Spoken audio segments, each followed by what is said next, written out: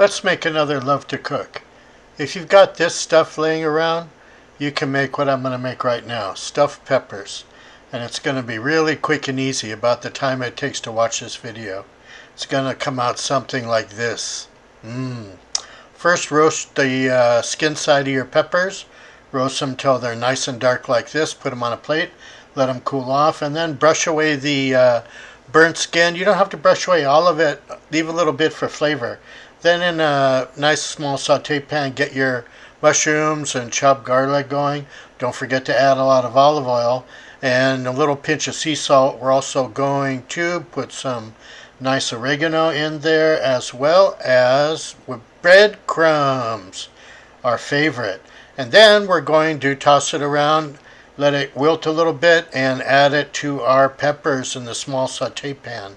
Put some Salvadoran sour cream on top. I like that as a substitute for cheese. A few more breadcrumbs on top and it's ready for the oven. It's going to go in the broiler for about 10 minutes. Just enough time to have a nice glass of mead. And comes out like this. Pretty good, huh? You can serve them as small plates or use them as a side for a large dinner.